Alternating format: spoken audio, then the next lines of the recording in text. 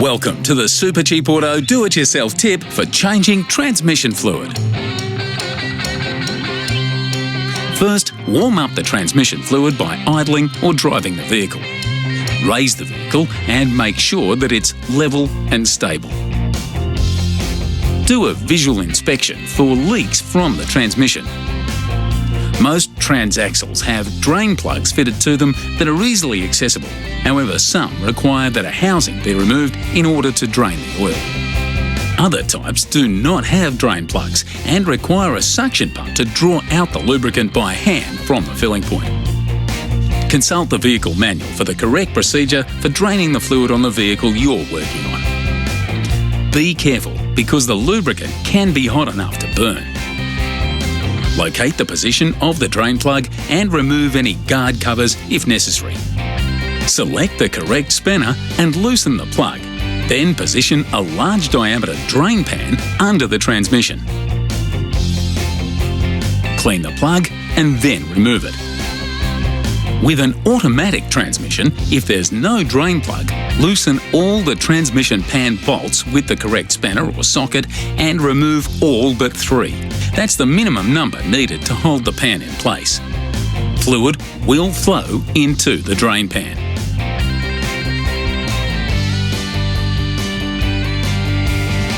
Once the fluid stops flowing from the bolt holes, support the transmission pan with one hand and remove the remaining bolts to drain the remaining oil. Look for metal in the fluid. This will look like shiny particles or flakes. If the transmission has been overfilled during service, it could have caused damage to internal components. Also inspect the transmission pan and the residue in it. A small amount of metal deposits is normal, but a build-up could be a sign of transmission wear. If you do find larger pieces of metal or pieces of clutch material that look a lot like brake lining material in the case of an automatic transmission, there may have been some damage caused inside the transmission, and you should have it checked out by an expert. With an automatic transmission, carefully remove the oil pan gasket. Don't use a sharp tool that could damage the sealing surface. Clean the pan with a lint-free cloth and remove the transmission filter. Filters and screens may be held in place by screws of varying sizes. Be careful to note any size differences of the screws so you can reinstall them in the correct position. If you have a paper or cotton filter in the transmission, it must be changed every time you change the transmission fluid.